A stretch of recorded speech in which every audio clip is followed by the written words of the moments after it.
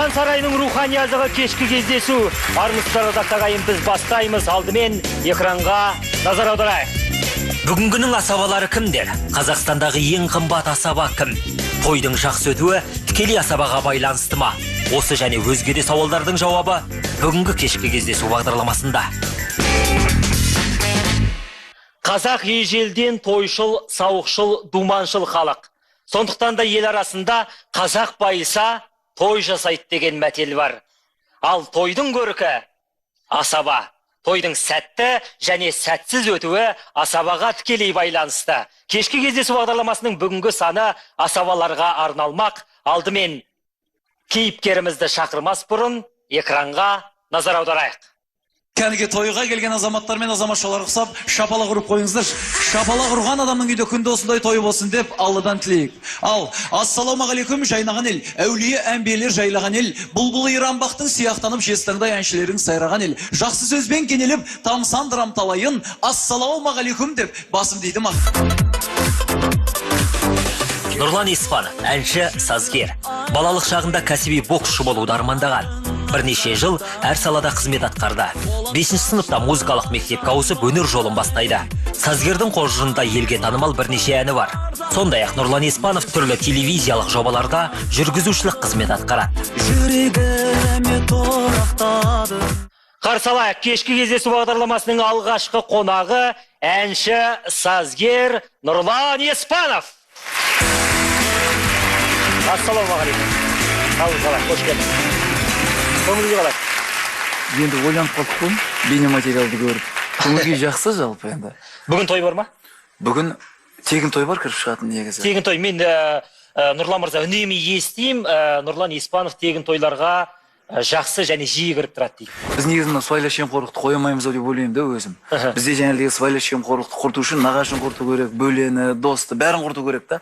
Сол себепті мен де доссыз мынау айтады ғой, өмір бос дейді. Сол себепті достарым көп. Достардың тойларына кірмесең тағы ренжиді. Бір күнде бір 8 тойға кіріп шығамын. Кешкі кездесу бағдарламасына келген қонақ жаңағы асабалардың бағасын білсем деп жатырмын. Содан кейін мына дағдарыстан кейінгі дархан көңілді халыққа асабалардың орташа бағасын айту керек бағдарламаның соңында.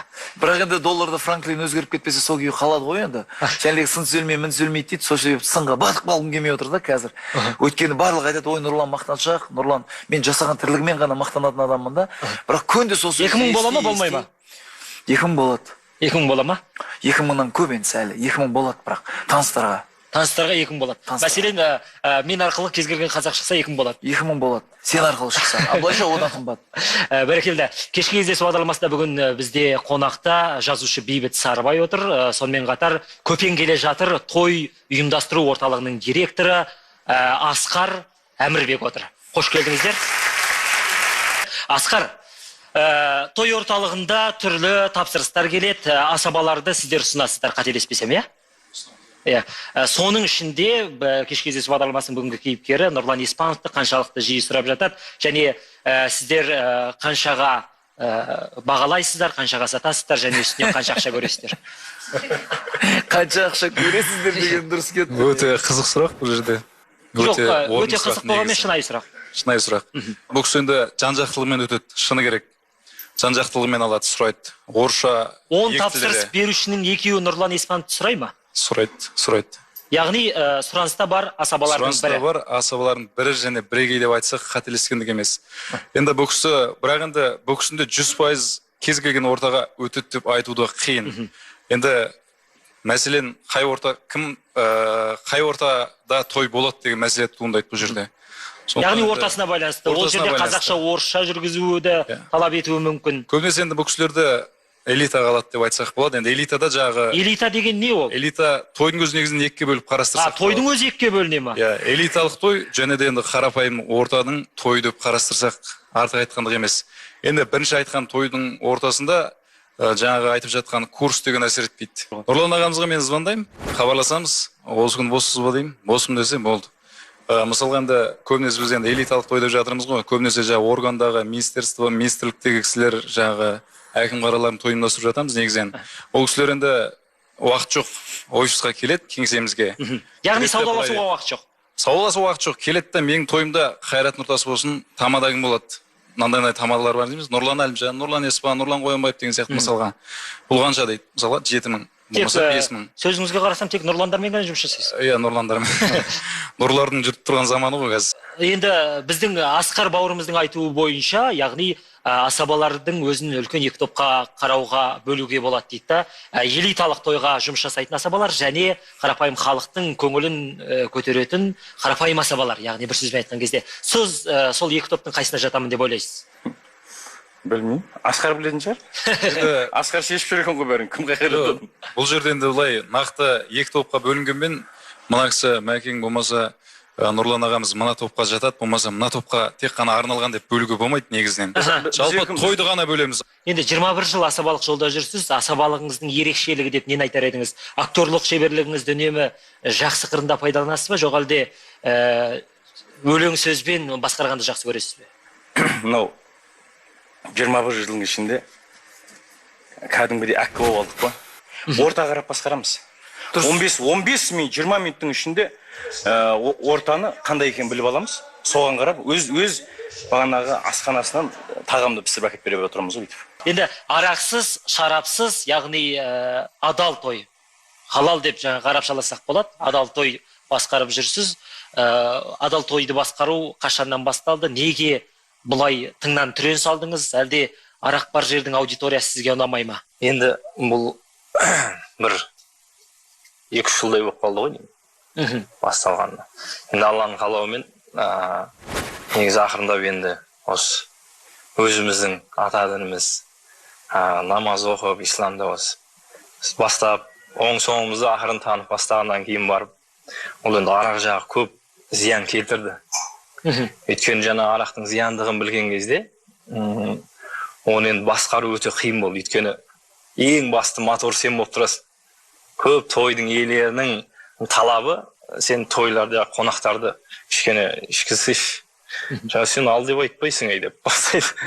Ал енді сен ал деп айтуың, олардың бәрін ішкізуің. Енді өз пайғамбарымыздың айтқаны бар ғой, 10 адам, бір адам ішсе қасындағы 10 адам да сол ішкен болып есептеледі деген. Жаңа сен оны алдыртатын болсаң, ішкізетін болсаң, соның күнәсіне кіріп кетеді деген сөз қатты ауыр тиді. Содан кейін жаңа тойдың иесінің талабы бір тойларда қатты айтты. Сен жаңа ішсек те өлеміз, ішпесек те өлеміз. Давай онда ішіп, жеп, бірақ өлейік деп бір шықты да. Сен бірәні сөйтіп ортада бәрін стаканды алып ішкізіп, құлады болып. Сөйтсе мені шақырып алды да тойдың иесі айтады. Сен мынау сияқты айтамайсың ба не дейді да. Давай осылай айт, бәрін ішкіз дейді. Аға мен айтпаймын дедім. Сізге әдемі той жүріп жатыр. Той әдемі өтіп жатыр. Барлық көңілді, барлығы әзілде өтіп, бәрі керемет болады. Бірақ жаңа кісіге ұнамай отыр да. Бәрін ішкізу керек болып тұр. Сен бәрін ішкіз, дастархан аралап дейді. Мен істемеймін дедім. Тойдың ортасында тұрдық, мен бұрылдым, кеттім. Ол кісі басқа тамады шақырды. Ары қарай. Біз балалармен болғанбыз, кетіп қалды. Үлкен зиялы қауымдағы кісілер. Содан кейін мысалы көп болды жағдай. Жаңа келінді алып келген кезде келінге де бұлайынан стакандарды қойдырып қойып, жаңа шампан, ақбұлақ деді ма бір нәрсе деп. Жаңа келінге жаңа виски бір нәрселерді қойып бір тойда. Ашып құйып жаңа. Келін бар. Атасы мен ене соғыстырып ше еді. Иә, келін таңдайды екен. Сон келін таңдаған бәрі соны алып, сол жерде бәрі сөйтіп ішеді екен. Содан кейін біз ол жерде бір 10 минуттай аналармен ұрыстық енді. Администрация. Болмайды, мұны қазақта болмаған нәрсе. Ата бабамызда болмаған нәрсе ғой, бұл келін босаған. Келін соғыстырып ше еді ғой. Босағадан аттап, арақ құйып, ақ құйып деген бар. Бірақ бұндай ақ деп айтып басқа ақпен шатастырып алды. Содан ақырындап енді Мадияр енді сол арақ шарапқа байланысты адал тойды басқаруға кірістің. Яғни арақсыз, шарапсыз тойда. Қазақи той дейміз. Қазақи той деп айтасыз ғой. Мәселен, ол тойда би биленеді, ән айтылады. Ол дінге қарсы емес қой. Дінге қарсы емес. Егер ол әнде пайда болып жатса, одан ғибрат алып жатса адамдарымыз. Жалпы той ұйымдастыру орталығында осындай арақсыз, шарапсыз халал тойларды қаншалықты ұйымдастырып жатасыздар және асабаларға қаншалықты ұсыныстар түсіп жатады? Енді бұл жерде қазіргі қоғамда шын айту керек, халал тойға қарағанда былай арақпен өтетін тойлар көбірек өтеді. Көбірек болып жатыр. Бола береді де енді біразға дейін. Құдай қаласа қазақи той деп жатыр ғой, негізі қазақта мұндай арақ болмаған. Қымызымызбен, қымыранымызбен, шуатпен өтіп жатқан тойлар жетерлік. Сондықтан осындай бастама дұрыс.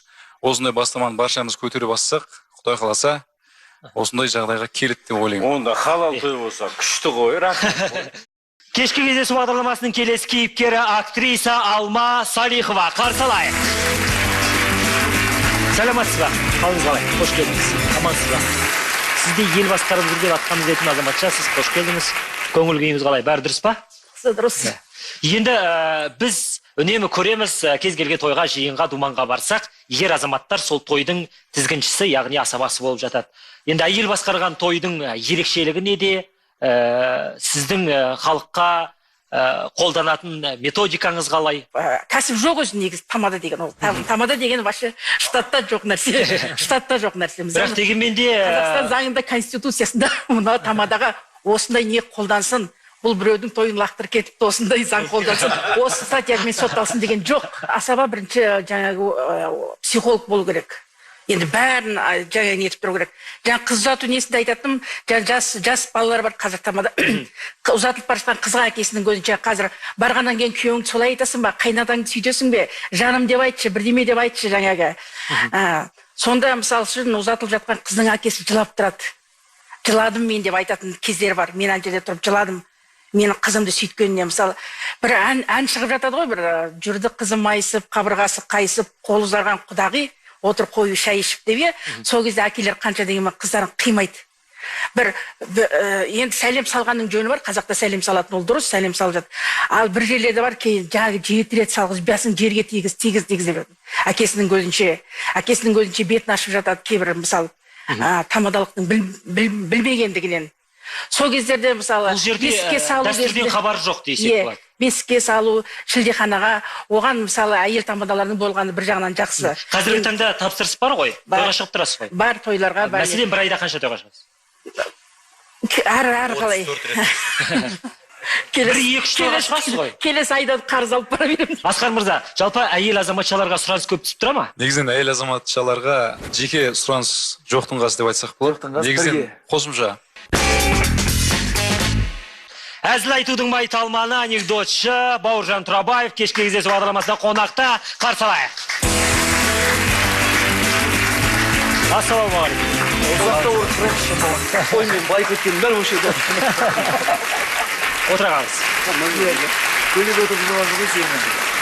Сіздің ерекшелігіңіз өзіңіздің әзілдеріңіз. Әзілдер айтып халықты шаршатып алмайсыз ба? Үнемі басынан аяғына дейін анекдот. Негізі былай ғой. Қазір асабаларды қарап тұрса, негізі мен анекдотшы емес, бірінші асаба тұғым. Одан кейін барып жаңа асаба болып жүре бермей, мысалы әншілерді байқасаңыз, келеді 2-3 ән айтады да, сосын ана тойға бит-бит кете береді ғой. Сосын қарап жатпайын деп, неге күлдірмеске деп шықтым да. Негізі мен бірінші асабамын. Одан кейін барып жаңа анекдот. Негізгі мамандығыңыз асаба. Асаба. Одан кейін жаңағы анекдот, әзілдер, мына асабалардың бәрі біледі ғой. Былайша айтқан кезде әрқайсы бір штуктан болсын айтады мен анекдоттарымды. Солай ғой? Сен баянды айтсайшы. Ол көрсетпей жүрген қырларым ғой. Сосын не, мысалы жаңа айтып жатырмыз ғой, Мадияр айтып жатыр, Махиңдер, Нұрекеңдер, тәтеміз айтып жатыр жаңа. Алмахан. Халал той жаңағы. Ішімдік қойылған той, ішімдік. Арақ болатын той. Мен екеуіне де бара берем. Жоқ, шындық, мен екеуіне де бара берем. Неге десеңіздер, мен өзім ішпеймін. Спортсменмін ғой негізі. Шындық. Сіздің қосымша мамандықтарыңызды айт, негізгі мамандығыңызды әлі таппай жүрміз. Асқар Әмірбек, енді бұл жерде қарап отырсақ, бірнеше мамандықтың иелері асаба болып жүрген алдыңызда отыр. Сізге бірнеше той иелері келіп тапсырыс береді. Осының ішінде сұранысқа ие, сұранысы жоғары қайсы? Әншілердің сұранысы жоғары ма, жоқ? Әзіл айтатын Бауыржан мырзаның сұранысы жоғары ма, актерлардың сұранысы жоғары ма? Әлде сіздің оң жағыңызда отырған жазушы, тамадалықты серік ететін Бейбіт Сарыбай мырза да той басқаратын ескерсеңіз болады? Енді бұл жерде алуан жүйрік бар, әліне қарай шабады дейді ғой. Бұл жерде кісілердің барлығының өзінің ортасы бар. Мына кісі тек сұраныста бірінші орында деп айту өте қиын. Енді мысалы осы кісілерге бір-екі әңгіме айтсыншы, мысалға қарапайым ғана әңгіме айтса да өтеді. Неге? Өйткені бұл кісілердің түр танымал ойнайды ол жерде, шын мәнісінде де. Мысалға Мәкеңді, Мәлік ағамызды бәрі таниды дейді, Мәлік ағам шақырады. Мысалға басқа бір кісіні шақырғаннан. Нұрлан Еспанов бәрі таниды, Нұрлан шақырады. Яғни асабалықта танымалдылық үлкен рөл ойнайды. Үлкен рөл ойнайды, шын мәнісінде де. Тағы бір мәселе, қандай тамада қазіргі тойда өтеді дегенге нақты жауап, кімде той көп, кім халықтың сұранысында, сол нақты алғашқы деңгейдегі тамадалар болып саналады. Кешкі кездесу бағдарламасының бүгінгі саны той ажары асаба деген тақырыпқа арналды. Қалай десек те асабалық өнер қасиетті өнер. Мәселен, Міржақыптың тойында Мағжан Жұмабаев пен Сәкен Сейфуллин өлең оқып той басқарған. Арыстарымыздың қасиеттері бүгінгі асабалардың бойынан табылсын, қазақтың тойы бітпесін. Сіздермен бірге болған аман тасыған өмірде аман жүріңіздер.